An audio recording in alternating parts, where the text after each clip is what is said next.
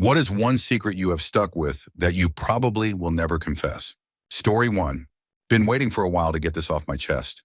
In fourth grade, I had an elementary school teacher, I'll call him Mr. Lant, who was as cool as could be. He had the rare skill of being able to teach you and make you care about what you were learning. We would play kickball and dodgeball at the end of the day. He was the only teacher who did that with his students. It also helped that Mr. Lant took a very personal interest in me. I remember I got a 4.0 GPA, not a big deal in fourth grade, but it was the best I'd ever done in school. We had a breakfast for all the kids on the honor roll, and he told my mom what a great kid I was. Well, it all went downhill when we did our yearly Scholastic Books order. For those of you who are too young, Scholastic Books was a way for companies to make money off you, because you felt cool ordering books out of a magazine catalog. But you could also order science kits and other experiments. I ordered a geology kit that had all different kinds of rocks and probably some R.L. Stein books I would never read. Well, the months went by and we got our order in, and my package of rocks was disappointing. There were these crystal clear rocks, maybe quartz, and I didn't have a single one. But for some reason, Mr. Lant ordered the same geology kit, and his contained a multitude of crystal clear rocks. I don't know what possessed me, but I had to have them. I waited until after school when we were all hanging around the classroom showing off what books and kits we'd gotten, and I stole all of Mr. Lant's crystal clear rocks. I remember getting home and going to my bedroom to stroke the smooth surface of them, like Gollum and Lauder. Mr. Lant was always my favorite teacher, and I felt terrible for doing this. He sat us all down and tried to get the person responsible to admit to stealing them. I looked around the class with a face that said, "Who did this?" Even though I felt horrible inside, I felt so guilty I came home that day, flushed the rocks down the toilet, and never told anyone. I came back as an adult and tried to look him up so I could tell him the truth.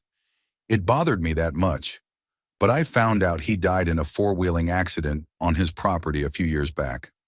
I still feel bad about stealing the rocks from him and wish I had been able to confess. Story 2. Last year I did a South African literature course, and the teacher asked, "Hey, has anybody been to South Africa?" I wasn't listening, and for some stupid reason I said, "Oh yeah, I totally have." Everyone then got excited and was like, "OMG, so cool. Tell us all about it." Then they kept asking me so many things about South Africa and what I did there that I went home and researched everything I could. I mean, I used Street View and mapped out cities so I could believably make stuff up because there was no way I could back out now. Man, the most elaborate thing I have ever done. It would have been less effort to literally go to South Africa myself. Story 3. I had a child when I was young and placed him for adoption. The courts require you to post an ad in the paper to give the biological father a chance to claim his parental rights. Well, I was heavily into drinking, drugs, and living irresponsibly when I got pregnant. And the father, along with his entire family, were and still are abusive and addicted. When I found out I was pregnant, I was told to have an abortion because he didn't want me to keep the child. When the time came to write the affidavit of paternity for the adoption, I claimed I had slept with a lot of people and didn't know who the father was. I was told I needed to place an ad in the paper listing potential names, but I just said I didn't even ask their names. I was just a party girl. Story 4. In second grade, I got attacked by a golden lab tied up in a parking lot after I dropped my Super Ball and went to get it. The dog was usually friendly, and I had petted it a few times when the owner was around. But when I reached to grab the ball, the dog grabbed my wrist and bit me pretty hard. I was able to get away, but I had some bleeding and 2 puncture wounds on my wrist. I didn't want the dog to get in trouble, so I threw myself to the ground, scraped my knees, my other wrist, and chin. I even threw sand and gravel on myself. It looked like I had tripped and taken a bad fall, and the bite looked like I had hit some sharp rocks. The dog lived a nice long life, but I got in so much trouble for being clumsy and ripping my clothes.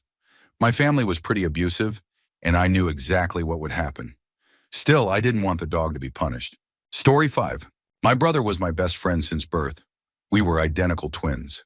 In grade school, we were both really antisocial, but I somehow handled it better than he did. I try to remember him as the person I confided in, and he in me, but it's hard now. As we grew older, he became depressed. In high school, he was bullied. I stood up for him as best I could, but in all honesty, the only reason I didn't get bullied too was because I hung out with people others didn't mess with. As my brother sank deeper into depression, he got reckless. He stole things and came home in police cars regularly. 2 days before the incident, he told me he was thinking about ending his life. I thought I had talked him out of it. The next day, he was extremely happy, and I thought things were improving. We went for a drive and drank beer by the cliffs. It felt like I had my old brother back. March 3rd, 2006 was the day it happened. I don't know why I still remember the date so vividly. I woke up, said hello to him and my family, had breakfast, and then jumped in the shower. About 10 minutes in, I heard my dad's voice. He sounded terrified. Then I heard 4 loud bangs. I ran out of the shower with shampoo still in my hair, not even grabbing a towel. I saw my brother crying, holding a gun to his head. My mom was on the floor near the sofa, gasping. My dad was already gone. He had been shot in the neck and chest. I don't remember what I screamed, but my brother yelled, "Sorry," and then turned the gun on himself. Now imagine this. A 16-year-old kid, naked and covered in shampoo, sobbing into the phone while talking to a 911 operator. After everything, the government didn't help me. I became homeless and resorted to pickpocketing. I met my now wife on the streets. She was also a pickpocket. She had never even had a home. When she asked about my parents, I told her they died in a car accident. And then I became homeless. Story 6. About 7 years ago, my friend somehow convinced me to attend an AA meeting, court mandated with him.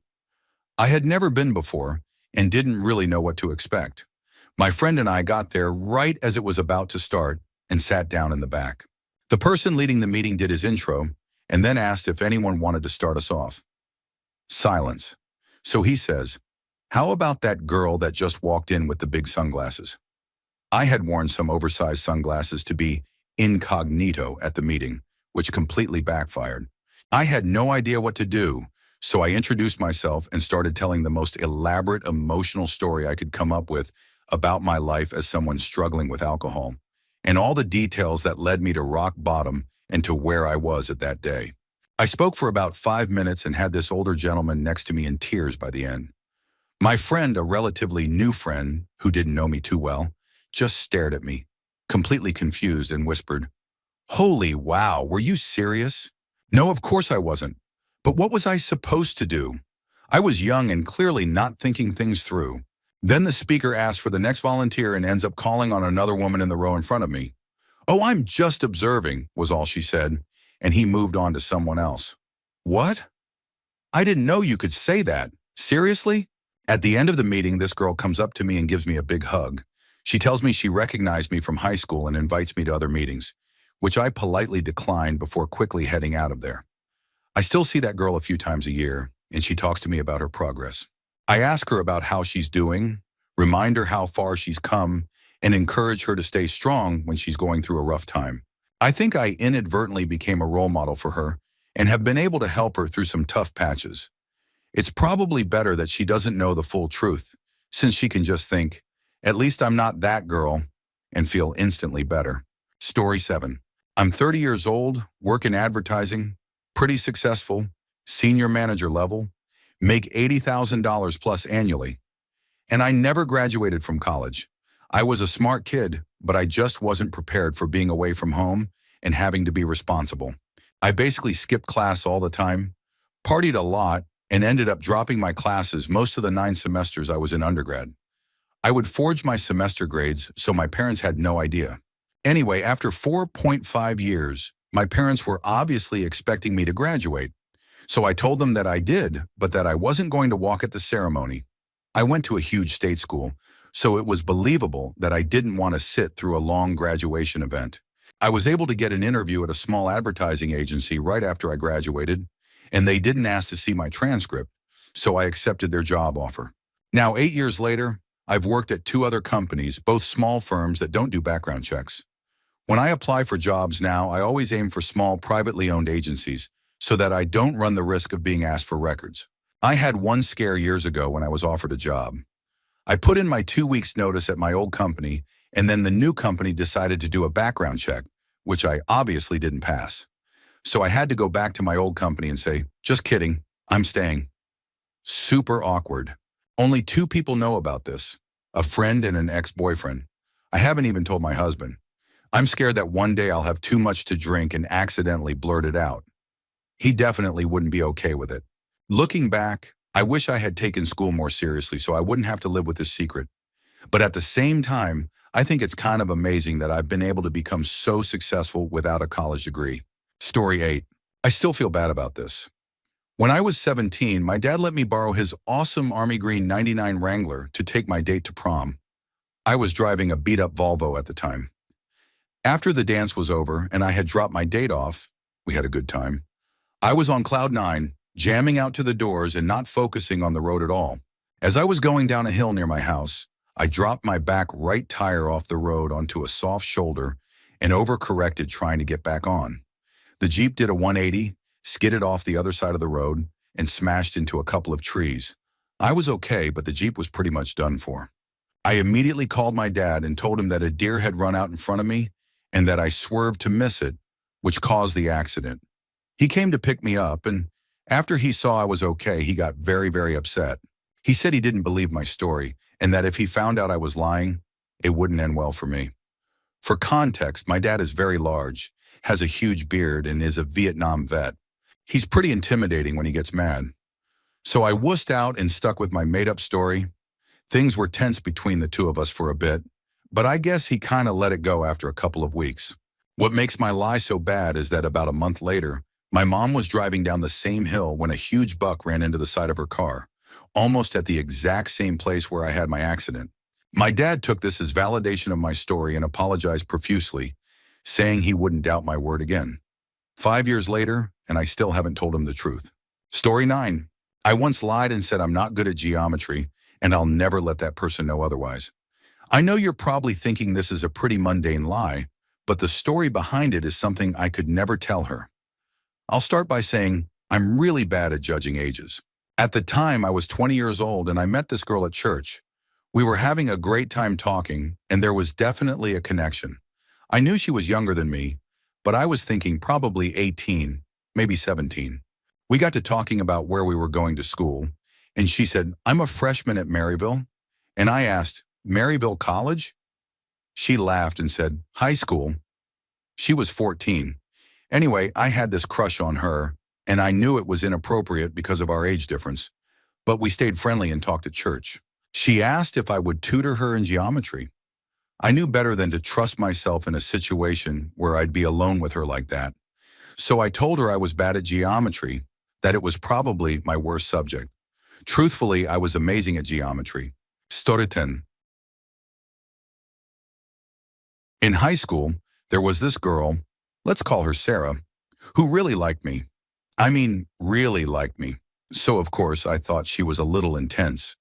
It was pretty obvious, though neither of us mentioned it. Thing is, this girl had a fiercely loyal friend. Let's call her Maya. And I was head over heels in love with her, or so I thought. Unfortunately, so was my best friend. So, in an act of betrayal I've never quite forgiven, my best friend told Maya he'd set me up with Sarah if she went out with him. And Maya, being the ever-loyal friend, agreed immediately. I didn't know this. All I knew was that suddenly there were people all over school spreading rumors that I liked Sarah back, and they kept loudly asking me why I didn't just confess to her already. One day when they were shouting it at me during lunch, thinking they were hilarious, I snapped and yelled, "Shut up, I don't even like her." And of course she was there. And of course she heard. Long story short, after a lot of guilt tripping and emotional pressure, I confessed that I did like Sarah and had just been too nervous to admit it. There are people who say, if you say you don't love someone, you're lying. You're just afraid of commitment, or you're not trying hard enough. To those people, please stop. You have no idea what you're talking about. I wanted to tell her so many times to stop letting things go further. She was so happy at first, but I knew the longer I waited, the worse it would be. But I didn't say anything. The relationship was awkward from the beginning, and it never really got better. Don't get me wrong. She was kind, a good person, and I wasn't some kind of saint with impossible standards. We just weren't meant for each other. That's a real thing. Eventually, she left me for someone younger. And by then, I'd realized that the Maya I'd idealized was just as flawed as the rest of us. To this day, my old friends, and Sarah, still think our relationship was a sweet story about two people who had been hiding their feelings and finally got to see if they were meant to be. I've never had the heart to tell them otherwise. Story 11. In college, for the first time ever, I told a girl I loved her. She told me she thought of me as a good friend. I acted casual, like, oh, no big deal, glad we're friends. But inside, I freaked out. I went to my car to drive around campus, trying to avoid anyone I knew. I was driving pretty fast because I was upset. Red and blue lights came on behind me. I had no idea why, but I floored it. I thought maybe it was campus security, so I tried to get off campus, hoping they wouldn't follow. I hit 80 miles per hour as I flew off campus grounds, but the lights kept following me, although they were falling behind. At that point, I thought, oh no, I'm about to get arrested, and when the people on my floor find out, the girl will know how upset I was. It's amazing how embarrassment can override logic. I flew through a red light at a major intersection going over 90 miles per hour, turned a corner, and pulled into a KFC. It was 2 a.m., so it was closed. Turned off the lights and ducked down. The car chasing me flew by. I had lost them. The relief lasted all of 2 minutes until I realized they surely had my license plate and would be waiting for me back at the dorm to arrest me. Desperate, I decided to pretend it wasn't me. Acted like my car had been stolen. I threw stuff around inside to make it look like someone had rifled through it. Then I took anything valuable, left the car unlocked, and jogged back to the dorm. Just as I was about to get off the elevator to my floor, I heard a crowd of people in the public lounge area. It was almost 3 a.m., so I knew it had to be about me. I went up one more floor to the study room, stashed my stuff, and then casually took the stairs back down. About 15 friends, including the girl, were there, along with 2 police officers. I acted completely surprised and asked what was going on. My friends said the cops were there because there had been an incident with my car. I showed concern and said, oh my gosh, did something happen to my car? I was just studying in the lounge. The cops took me to the station. An officer sat down with me, looked me in the eye and said, son, if you're lying to avoid a ticket, we'll find out, and it'll be much worse. But I was too far in to back out, and I figured running from them earlier was probably worse than lying now. So I said, no, I was studying. I hope you find my car. They brought in the person who'd been chasing me. Turned out it was campus security being a little overzealous and asked if he could identify me. He said no, it was dark and I couldn't see in the car. I'm lucky I didn't catch them. If they were car thieves, they might have had a weapon. The police let me go, and that was that. The hard part was waiting 2 weeks for them to find my car, still parked at the KFC with the doors unlocked. I had to tell my parents my car was stolen and start the process with State Farm. When they found the car, I got a final call to come pick it up. The officer still looked at me like he didn't buy my story, but said nothing. More than 10 years later, at a reunion, when I was a more confident version of myself, I hooked up with that same girl. I told her what really happened that night. The look on her face made the whole thing worth it. We're still good friends to this day. Story 12. I'm going to take a different direction with this. Before getting clean, I had a long list of things I never thought I'd confess. And not all of them were related to my substance use. I had lied about my age for years because when I was younger, it was the only way I could get older kids to hang out with me. That lie extended to all the people I dated during that time. Many of the lies I told were petty and probably wouldn't have made much difference, especially as I continued using and the important people in my life slowly disappeared. Of course, not all my lies were harmless. I had a lot of skeletons in my closet, but they weren't things that came up in everyday conversation, so they didn't haunt me constantly until something triggered a memory and I'd spiral into self-criticism for an unknown length of time. The point of all this is, after I got clean, I slowly started opening up about those things. And as I did, my feelings of self-worth started to rise. The paranoia that someone would find me out began to fade. Now, with 4 years of sobriety, I've shared all those petty lies and deep secrets. And in doing so, I've gained a freedom I couldn't have imagined before. It's better than most things I've ever experienced. I can finally be honest with others without feeling uncomfortable. Today, honesty is probably the most important value I hold. Story 13. Made an account to post this. I'm actually a virgin. Don't get me wrong, I don't go around pretending otherwise or bragging about being with anyone. I don't think it's anyone's business. But a few times during college, I played King's Cup with friends, and the never have I ever game would come up, and someone always said, had S. I'd take a sip because I was thirsty, I told myself. but deep down, it felt like I was lying. I just don't think it's a big deal. I've messed around with girls and know the human anatomy well enough, but the look people give me, like it's something to pity, hurts more than I care to admit. It's not a big deal, seriously. After the first few girls I dated, girls I liked but didn't love, I decided I wouldn't go all the way unless I was sure it was with someone special. Not just for my first time, but every time. Still, the way some people look at me when it comes up is unbearable.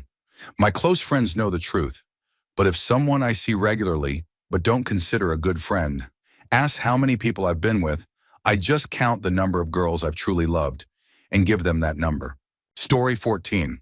While being slightly underage and heavily intoxicated on vodka, not sure if that's the scientific term, I attempted to shoot a moth off my parents' ceiling. Despite my careful aim, I didn't manage to hit the target. More on that in a moment. The bullet left a very obvious hole in the white coat of paint. The next morning I realized I hadn't actually been aiming at a moth. I had been targeting a textured shadow on the ceiling. Apparently, the room light had cast a triangular shadow that looked like a moth if viewed from a certain angle. From that perspective, I assumed it was some filthy insect invading my space and threatening my sweaters. Turns out, it was just a weird shadow. I now had a bullet hole in the ceiling. Instead of confessing, I tried to cover it up with whiteout. I taped the whiteout applicator to the end of a mop handle and tried to dab the hole.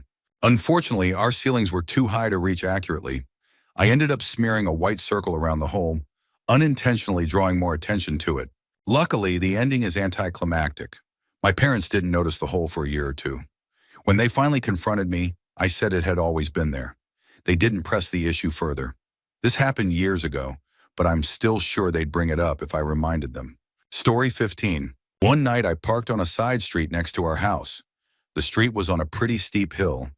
I parked right behind a Honda, and there was a no parking zone in front of it, so the Honda had enough space to leave in the morning. Behind my car was an alley entrance, so I figured no one would park there. Well, overnight, a Camaro parked directly behind me, right on my bumper, blocking me in. Who parks in front of an alley? I was so frustrated. I didn't recognize the car and knew I'd be late for work, which meant dealing with my difficult boss. The worst part? There were no other cars behind the Camaro for nearly a block. It felt intentional. I tried the Camaro's door, and it was unlocked. So I got in, planning to slip the car into neutral and roll it down the hill a little. But I couldn't move the gear shift. I guess you needed the key in the ignition. Frustrated, I jumped out, slammed the door shut, and started walking back to the house to ask my roommate for a ride. As I turned, I heard something behind me. It sounded like a car rolling. I looked back, and sure enough, the Camaro was moving. It rolled faster and faster down the hill, until it slammed into a parked car at the bottom of the block. The sound of crunching metal was loud. I made a quick decision. I got into my car and left. I didn't know who owned the Camaro, but I knew the guy who owned the car it hit. He could be really unpleasant. I figured those two could work it out between themselves. Story 16. I was 16 and bored. I drove an old Camry. My friends and I were sitting in the driveway thinking of something to do when suddenly I had a great idea. I hopped in my car, parked it on a hill, and knocked it into neutral. Then I got out, jumped on the trunk, and surfed for what felt like forever. The plan was to hop back off, get in the car, and drive off. That would have been awesome. Instead, I hopped off, got to the driver's side door, and realized I had locked the door on the way out. Nothing left to do but wait for something to stop my car. Luckily, it hit a tree. I pulled the car out of the ditch. It was pretty banged up, but it still drove fine.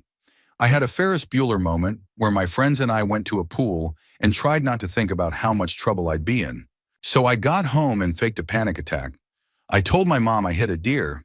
She said, "Oh, I can see the fur on your bumper." It was bark. Of course, I actually did tell her about it 10 years later. We laughed about it. There wasn't much to be upset about anymore. Story 17. I was about 7 or 8, and my mom left me home alone to run to the store at the end of our street. My babysitter lived right next door, so if I needed anything, I could have gotten her. It was a townhouse. Well, I got curious about what actually happened when you called 911, so I did it. As soon as the operator picked up, I hung up the phone because I knew it was bad to make a fake call and didn't want to get in trouble. I didn't realize they'd be able to tell who called them until they called back. I was too scared to answer, so the answering machine picked up, and they said they were sending 2 cars to check if everything was all right.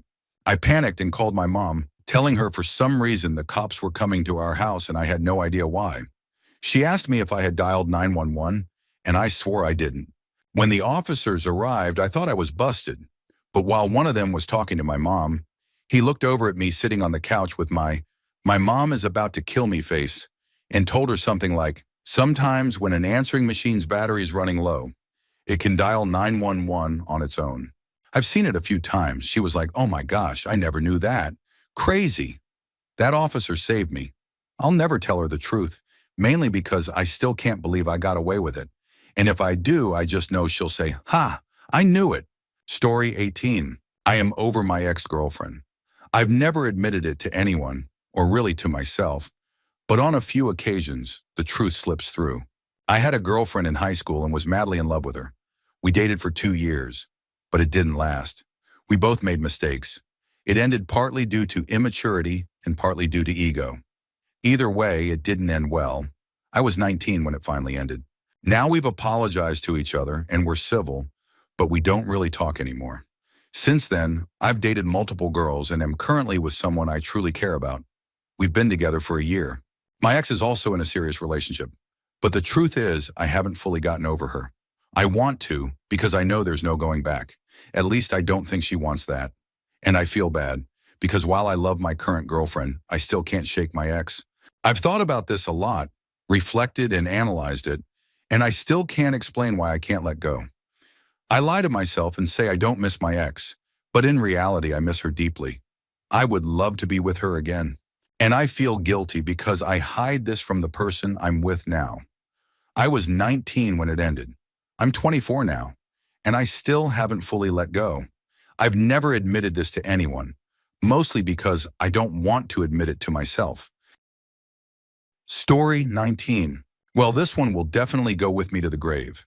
My family was away for the weekend, and my brother invited some friends over for a small gathering. They were planning to use substances. My brother ended up having a terrible experience. He had a severe panic attack and tried to harm himself. Before it got to that point, I had actually considered joining them but couldn't because of a medication I was on at the time. Later that night, he woke me up in a full panic and asked me to call 911. His friends had already left or gone somewhere else. As I spoke with the emergency operator, I frantically threw the remnants of the substances, along with any paraphernalia, into the woods so law enforcement couldn't use it against him. He then tried to hurt himself, and I had to physically stop him. We ended up struggling in the kitchen as I wrestled the knife away from him. It was the scariest moment of my life, thinking I might lose my brother. He was bleeding from the injuries he caused himself, but thankfully he survived. He wasn't charged, and my family still doesn't know that I was aware he had been using substances or that I nearly joined them. That night still haunts me, and I hope I never find myself in such a situation again. Thankfully, today he's doing very well in college. He's clean, focused, and about to graduate. I'm incredibly proud of him. Story 20. I wasn't taking a walk when you saw me outside at 5 in the morning. My boyfriend had just dropped me off after a long night of cuddling and saying, I love you over and over at his house after I quietly climbed out of my bedroom window. I didn't get a rash because of shaving or accidentally spreading something. I received oral from my boyfriend, who occasionally gets cold sores. It doesn't actually take 30 minutes to drive home in after-school traffic. I just take the long way because I'd rather not come home. I wasn't laughing at a YouTube video. I was crying myself to sleep because I can't stand being here. I don't have some irrational paranoia about being watched just because I'm weird like that. I've developed a fear of being watched because of all the times you've invaded my privacy, including the tracking apps you secretly put on my phone, and the way you told me you'd read my diary if you ever found it. Story 21. About 5 years ago, I was on my lunch break at my old job.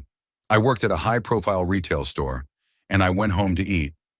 On the way back, I got pulled over for not having a front license plate. At the time, I was totally irresponsible and had about 4 unpaid tickets. Needless to say, I was arrested. To make things worse, I had some pot in the car, which added to the charges. I was also about to move to a different state and transfer to another store with the same company, so it was crucial that I kept my job. I was terrified that I'd lose it, since I never made it back from lunch. When I got my one phone call, I phoned my parents.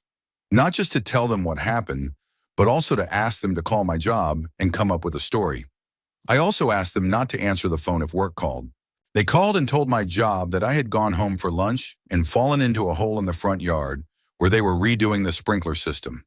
They said I had sprained my knee badly, passed out from the pain, and had to be taken to the ER. My job believed it. So for the last 2 weeks before my transfer, I had to fake being on crutches and wrap my knee every day before going in, just so they wouldn't get suspicious and jeopardize my transfer.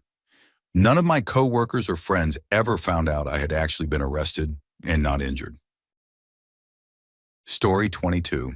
This one's kind of silly. I was around 16 and had just gotten my first part-time job. One lunch break, I decided to hop on my bike to grab something to eat. It had been raining, and on the way back, my bike skidded as I was braking, and I fell hard on my arm. I thought it was broken. It wasn't, and had to tell my boss I couldn't finish my shift that day. For some reason, I was too embarrassed to admit that I had just fallen off my bike, so I told them someone else on a bike had crashed into me while I was walking. I told the same lie to my family when I got home. They made a big fuss about it, and it's been so long now that whenever it comes up, I just try to change the subject because I still feel kind of guilty. It doesn't come up often, maybe once or twice a year when someone talks about a bike accident or says, "Remember that time someone ran into you?" To this day, I still don't know why I didn't just tell the truth. Story 23. A childhood friend of mine and I were in the same class in middle school. When I was born, we lived 2 houses down from their family, but we moved away, so I ended up going to a different elementary school. There were 3 schools feeding into this middle school, so a lot of people didn't know each other, but we did and greeted each other with a hug. In 6th grade, walking up to a random girl and giving her a hug was weird. I don't remember which of us said it first, but we just rolled with it and said, "Hey, we're cousins." We knew the intimate details of each other's families and had shared countless holidays together, so we had plenty of stories to back it up. We told our families about it, and they played along if friends were over or at school events. There was even a lady who was friends with both our parents that everyone called Aunt Pam. She wasn't really either of our aunts, but I think we had her listed as an emergency contact. We got her in on the hoax, and Aunt Pam came to eat lunch with us a few times to really sell the story. After middle school, my friend moved to the next city over and went to a different high school. Fast forward 4 years, and I'm invited to her graduation party. There were a few girls from my school she knew through sports. I wasn't close to them, but we gravitated together since we were from another school. They asked how I knew my friend, and I was going to say, old childhood friend. But one of the girls said, "You guys are cousins, right?" Yeah, that's right. Then my uncle came over to get me on the family team for some game about to start. My friend and one of the girls ended up going to the same university as me. We kept it up, and when I saw her with sorority sisters out on the town, I got introduced as cousin. Story 24. I dated a guy for 2 years and no one knew about it. I mean, no one. Not his friends, not his best friend, not mine, not even my best friend. Only me and him, of course. He wanted to keep it a secret, and I agreed just because I was attracted to his personality, not his looks. His reason was that he wasn't ready for a relationship. He never introduced me to his friends, not once. He'd ask me to go home or wait for him while he had dinner with them, etc. I was so blind.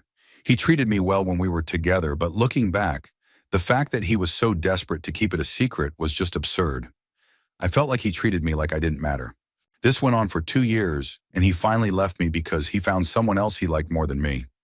I know it's hard to understand why I stayed so long, but I guess I thought I could save him, that I could be the exception.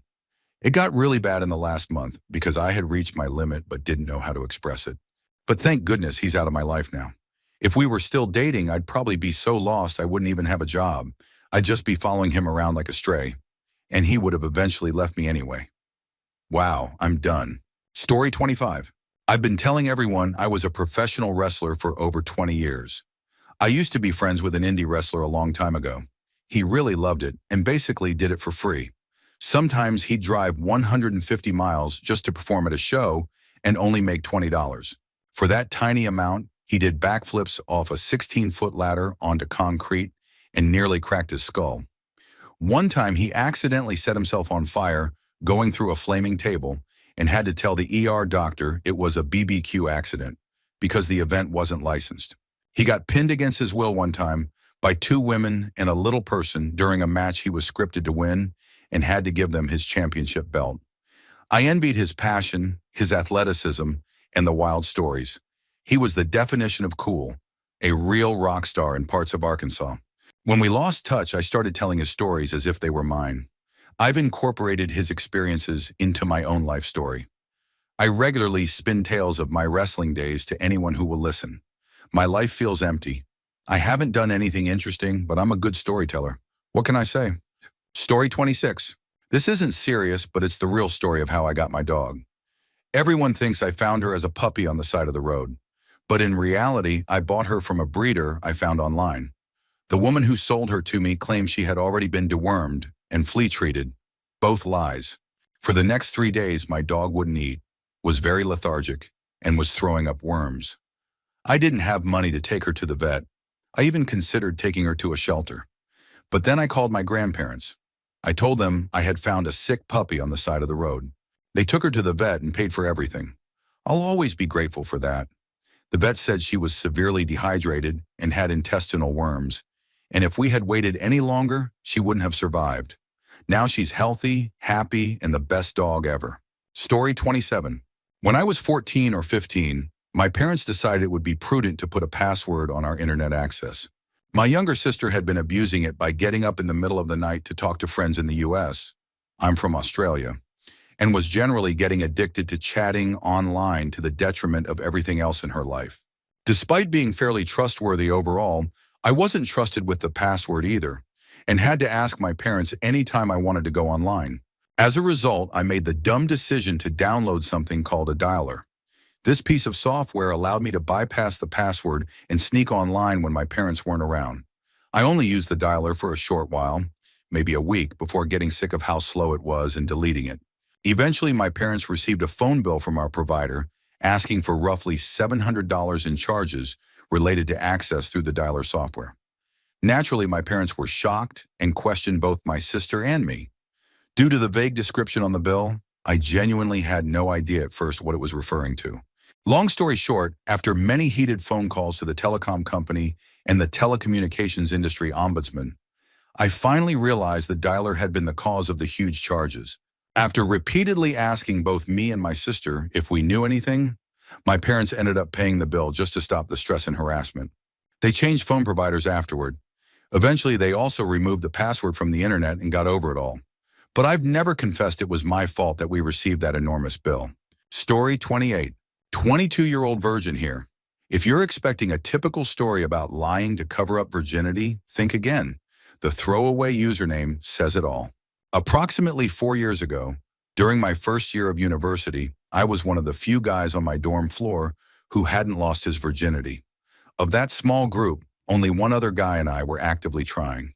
Not that I was some kind of charmer, but the other guy didn't seem to have much of a chance. His personality and appearance were somewhere between Sheldon Cooper and Howard Wolowitz, and this was before the Big Bang Theory became cool. As the year progressed, we developed a sort of American Pie-style rivalry over who would lose it first. I had a bit of an advantage at the start since I was dating a girl I knew from a school club, but we broke up before things became serious. Meanwhile, my rival kept striking out, until around January when he started dating a girl from back home. He became very confident they'd sleep together during reading week. A few days before the break, we threw a floor party. After some beers and teasing about how he'd win our unspoken competition, I proposed a bet. $20 and eternal bragging rights that I'd be the first to lose my virginity. I knew instantly I wouldn't be able to make it happen. My family had moved, and I was spending the break in a town full of strangers. I didn't have a fake ID and couldn't get into any local bars or events. So I came up with a plan. Step 1. Tell everyone I'd be attending a party hosted by a friend from the summer. Step 2. Go home for the break, far from anyone who could question my story. Step 3. On the first night, send a drunk text to my roommate claiming I had just won the bet. Step 4. Answer his follow-up call sounding slurred and vague to buy myself time. Step 5. Return to campus and let the rumor spread. He did not disappoint. The entire dorm had heard about it. I prepared an elaborate story filled with embarrassing details to make it sound more believable. I got super drunk, met a wild girl, we made out, went upstairs, and things happened. I added dramatic, even humiliating elements. Her biting me during oral, throwing up afterward, me refusing to kiss her, and getting slapped. The messier the story, the more they believed it. The guy I had the rivalry with likely had real S with his girlfriend during the break, but my story had already taken hold. I won the $20 and, no, I didn't spend it on a cheap escort. But my story became legendary in the dorm. People still remember it. To this day, I've never admitted the truth. I still use the same story in social settings when people swap experiences. I've told it so many times, sometimes I almost forget it never actually happened. In reality, I'm still a virgin. I've never gone beyond second base. I'm not in a rush and I'm happy with myself overall, but I've fallen in love with the fictional version of events too much to let it go. Story 29. First off, I am not a small man, and neither was my boss. I was working the night shift one time and decided to take a nap. Nothing like being paid to sleep. My boss had the most comfortable chair in the office, so I used his chair for my nap. About 20 minutes in, I had to readjust my position. While doing so, I felt the chair begin to give way. I tried to brace myself, but it was too late, and down I went. I got up and saw the chair in two pieces. It was your typical office-style adjustable swivel chair. I placed the seat back on the base and called over one of my lighter-weight coworkers who had seen the whole thing and was laughing to the point of tears. I asked him to test out the chair, and it held up under his weight. We carefully rolled the chair back to our boss's desk and left it alone. I wasn't there to witness what happened the next day, but I've seen the security footage. The chair lasted about an hour after my boss arrived at work. He went for a hard kick-off-the-wall kind of roll across his office, and down he went. Hard. The chair collapsed, he landed on his back, flipped, and ended up on his knees. There was no audio, but co-workers said his reaction could be heard from 20 feet outside the office, over the sound of traffic. He immediately stormed out the back door and threw the chair outside. Not into a dumpster, just out the door. Only 2 other people at work know the truth, and it's going to stay that way forever. It's been about 3 years now, and the story still comes up from time to time. My boss still has no idea someone else broke his chair. Story 30. A good friend got me a job at his restaurant. I worked the day shift, he worked nights. This guy didn't have the best family situation. His grandfather was paying his way through school and covering his apartment rent. One day, his grandfather called the restaurant while I was working and asked me to leave a note for my friend, wishing him a happy birthday. I didn't write the note because I wanted to tell him in person, but then I forgot. A few months later, my friend dropped out of school and lost his apartment. A little while after that, he told me he had stopped speaking to his grandfather. He said their relationship had already been strained, but the final straw was when his grandfather didn't even wish him a happy birthday. That friend has been working low-paying jobs ever since and had an unplanned child a few years later. I can't help but feel like I played a part in derailing his life. Story 31. I never joined the Mile High Club with Jennifer on that Southwest flight from Phoenix in 2000. It was the summer during high school, and the neighbor girl I was dating decided she was done with me. She very publicly started seeing someone else from the neighborhood. He was younger and, let's just say, less of a thinker. So I skipped town for a bit, spent some time at the pool and golf courses in pre-overheated Phoenix. Even a week of dry air and desert architecture couldn't shake the heartbreak. When I boarded my flight home, I wanted either to get Megan back or get back at her. Enter Jennifer. She sat next to me, a cute brunette in bubblegum jeans and a Volcom shirt. She smiled, I smiled. I had the window seat, she took the middle. No one sat in the aisle. As the plane took off, she made no move to change seats, so we stayed hip to hip. In my limited dating history, she had already thrown me off the map. I offered her an Altoid, then my name, hobbies, and hopes, in eager desperation. She humored me. We talked most of the flight. I even told her about Megan. She laughed, I laughed. And if I had known how to read body language back then, I probably would have realized she wanted me to make a move. Right before descent, she pulled out a Polaroid iZone camera and snapped a photo of us. Our heads were pressed together in a tight frame. Her look was sultry, mine surprised. I finally worked up the nerve to take her hand. We landed holding hands. As we walked off the plane, she looked surprised, probably realizing I hadn't made a move during the flight. The mix of regret and that Polaroid photo turned into a white lie. I told everyone I had hooked up with Jennifer in the airplane bathroom. Maybe people saw me as the underdog compared to the guy Megan had chosen. Either way, the lie caught on. Friends said I seemed different. The story spread through school like wildfire. My quiet demeanor was seen as humility, which only made the story more believable. The Polaroid became proof, even though it wasn't. The lie followed me into college. Friends brought it up in new circles. I kept having to add details. It even came up during a round of Never Have I Ever, thanks to a then-girlfriend. My fiancée, who's sitting across from me right now, was in that circle too. She still thinks I lost my virginity on a plane and told our grad school friends the same. This is the first time I've admitted it didn't happen. But even now, I don't feel much better because I'm still stuck in the story. Pretending I wasn't a virgin back then was exhausting. And yes, no, I didn't actually hook up with Jennifer on that flight. Story 32. Probably going to get buried deep, but whatever. One lie I tell and one truth I'll never admit. A couple of years back, I broke my collarbone and tore some tendons in my shoulder. To garner sympathy, I tell people my shoulder still hurts, but that I'll deal with it. In reality, it's just a little stiff after too much work, nothing serious. The truth I'll never admit is that I'm pretty sure I have schizophrenia. My grandmother has some kind of disorder that no one in my family talks about. And after doing a bit of research, I learned that it can skip a generation. My mother has struggled with depression, and my brother has been diagnosed with Asperger's. I don't have the heart to bring up a serious conversation about this with either of my parents. Lately, I've been feeling increasingly paranoid and anxious over things that don't make sense, and I've been experiencing occasional auditory and visual hallucinations. It's hard to describe, but I know something isn't right. I can't tell anyone. I guess it's more of a secret than a lie, but either way, I've kept it to myself. Story 33. My ex-wife and I had known each other since high school and shared a lot of mutual friends.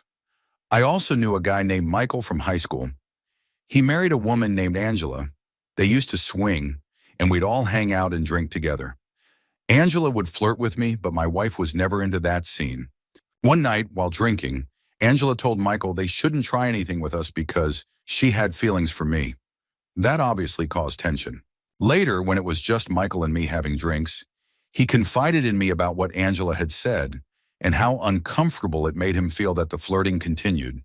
It did anyway, even though my wife never fully engaged in it. Fast forward 4 years into my marriage, and I realized I didn't love my wife anymore. I didn't leave because I didn't want to alienate myself from our mutual friends. I thought maybe I could still make it work. 2 years later, largely because I was inattentive, drinking too much, and generally being a poor husband, my wife ended up sleeping with several of those mutual friends. Trying to keep the group together had completely backfired. She even had a threesome with Michael and Angela. I cut everyone else out of my life, except for Michael and Angela. I told people it was because Mike was an old friend, that he and Angela had come clean with everything unprompted, and I was willing to forgive and move on to avoid further upsetting the group dynamic. But the real reason I kept them around was darker. Whenever we drank, even with others present, Angela would flirt with me, rub my thigh, bite my ear, whisper things that were way beyond casual banter. Michael, riddled with guilt, never said anything. I knew I could have crossed the line with her, and he wouldn't stop it. He'd just live with it. But I didn't do it because I wanted her. I did it because I loved seeing the pain in his eyes when she looked at me that way. I forgave him so I could watch him squirm. It gave me a sense of power and control in a situation where I'd lost so much. This no longer goes on.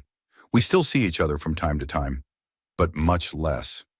I've been sober for nearly 2 years now. All of this happened in my 20s, and I feel deeply ashamed of how I behaved. It was incredibly immature and indefensible, but it's not something I'll ever confess. I'm sticking with the story. Mike is an old friend, and they were honest with me. Even if that keeps me in the shady character zone, it's a decision I've made. Story 34. When I was younger, either in 8th or 9th grade, I was hanging out with my best friend. We were playing computer games late into the night, as usual, and I was about to head into the kitchen to get a drink. As I was leaving the room, He casually asked me to make him a root beer float, as if it was as easy as pouring a glass of water. I took issue with his tone. So I said I'd make one for him, but when I finished preparing it, I left a bit of space at the top. I took it into the bathroom and filled the remaining space with a little urine, probably only an ounce or two. I brought it back to him. He immediately took a sip, then either noticed a look on my face or just sensed something was off. He asked me point blank if I had done anything to it. I said I didn't. He kind of shrugged and gave a, well, whatever gesture, and drank the rest. And our night continued like nothing had happened. I never told him. He ended up taking his own life about 2 years later, and I never got the chance to come clean. And honestly, I think there's no good or humorous way to tell someone you once tampered with a friend's drink, especially when that friend is no longer here. Story 35. My sister's boyfriend had been abusing and cheating on her, and eventually left her for one of her friends. He and I had been close before they started dating. He always seemed like a decent guy. I don't know what happened, but he completely changed. He was part of the local street racing scene and had one of the fastest cars in town, a hand-built, bright orange Supra that he had heavily modified and customized inside and out. This car was his pride and joy. He'd spend entire afternoons just standing outside, staring at it. After he left my sister, I was furious. I wanted to confront him, maybe even fight him. At the time, I was 17, and my best friend, who was 2 years older, had a car and a way to get us alcohol. One afternoon, after we finished off a bottle of butterscotch schnapps, yeah, we were that cool, I started ranting about how this guy had treated my sister. My friend, who had never met him but knew the whole story, suggested that we go to his house right then and handle it. We jumped into his 1979 Delta 88 and headed across town to the guy's trailer park. His car was parked outside. My friend stopped down the street and told me to go up, knock on the door, and sucker punch him. I hesitated. I didn't want to start a fight on someone's property, especially since I knew he owned firearms. My friend stared ahead for a moment, then said he'd take care of it himself and told me to get out and meet him at the gas station around the corner. I asked what he meant, and he just said, "Go." Now, then he gunned the engine and peeled off. I stood there stunned. A moment later, I watched him slam that Delta full speed into the side of the Supra, completely destroying it. The car rolled onto its roof. The entire passenger side was gone. My friend's Delta didn't even have a broken headlight. He calmly backed out and drove in reverse down the street while neighbors came running outside. Nobody came out of the house, so I'm guessing he wasn't home. My friend stopped just long enough for me to hop in, the car now covered in glass and bits of debris. We sped off, drove around a bit, and then decided to go see a movie like nothing had happened. He was totally calm, like it wasn't a big deal. After the movie, we got back to my place.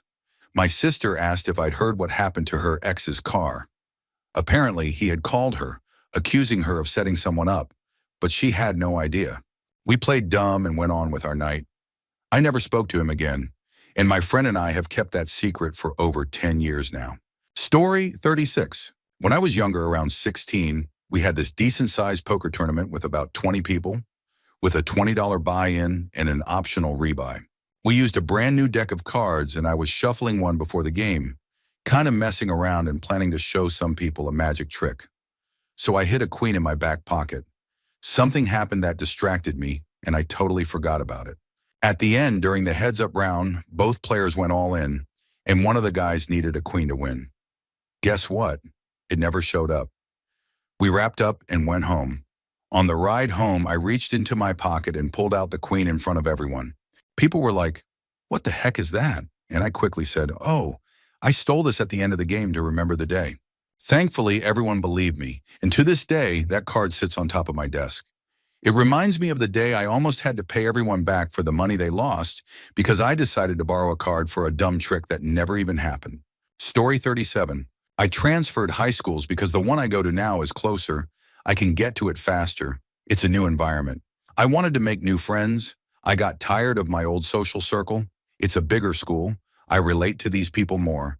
There are more parties, more girls. All of that is just talk. The real reason I transferred was one girl. It was my way of coping with the fact that I was too scared to face the girl who cheated on me after I gave her my trust. I didn't want to see her at all. I was too heartbroken. I spent most of my last summer crying over a girl who had left me. I was bitter, and in part still am, because I felt like I had done nothing wrong. I was becoming too needy. I thought if I treated her well all the time, she'd stay. And when she called me a keeper, I felt loved, secure. That illusion shattered when I realized I'd pushed her away. I gave too much and never asked for anything. I showered her in affection, slowly suffocating her without realizing it. By the time I understood my mistake, it was too late. It had been a year since we last had a proper conversation as a couple. We drifted apart over the summer. A close friend told me she had started seeing someone new. I was 2 months late finding out. I realized she had started dating someone just 2 weeks after we stopped talking. I don't blame her anymore. I had 2 weeks to reach out and didn't. She took my silence as me letting go. Communication, which I valued so much, was my downfall. While I laid in bed feeling hollow, she was out living her life. Eventually, I pulled myself together and knew I had to say goodbye. On September 11th, we made it official. At first glance, I noticed something. She was wearing makeup again, and a lot of it. It crushed me. I had always told her she didn't need it, that she was beautiful naturally. My favorite photo of her was one where she wore nothing on her face. Seeing her like this felt like another knife in my back. Still, I took her to a park, and we talked a bit. My voice cracked with emotion as we maintained intense eye contact that said more than words. There was pain in both of us, but we tried to mask it. I gave back the charm she had once gifted me. It was from her father, and I had cherished it. But I couldn't bear keeping a memento of her anymore. Then I asked, "How are you and Reggie?"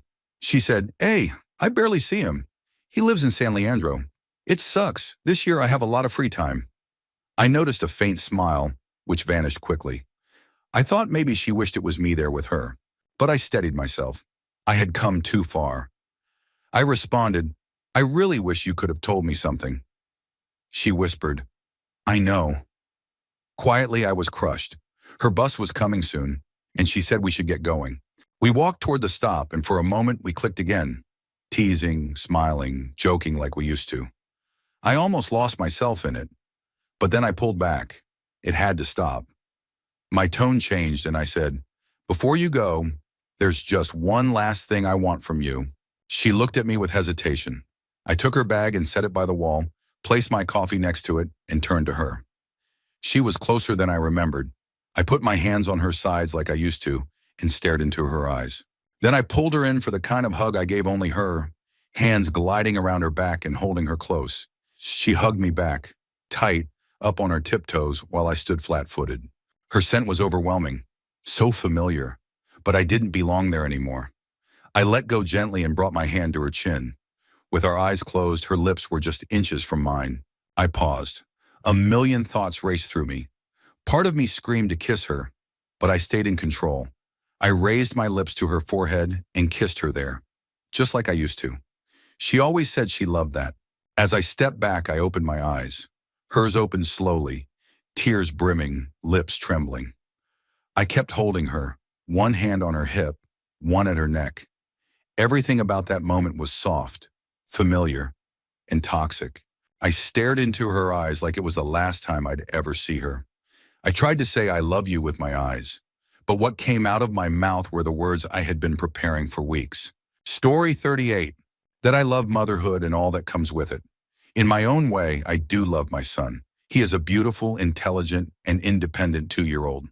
But the reality is, I hate being a mother. I hate that I had to give up so many dreams, that I may not be able to date again until he's grown, that I had to give up the best job I ever had. Mostly, I hate that he's a constant reminder that I threw away any self-respect I had by getting pregnant with a man who was already in a long-term relationship. My family and friends all love my boy to pieces and think I'm a great mom because he's usually so well-behaved and clever. He is, but it's not because of me. I'm a lazy and selfish mother, and if I could go back, I wouldn't have gone near his father, and I wouldn't have gotten pregnant. It's a lie I'm going to stick with for the rest of my life, because I will never, ever let my family or my son know how much I hate the way my life has turned out. And regardless of how badly I think of myself as a mother, telling my son he's unwanted is a line I will never cross.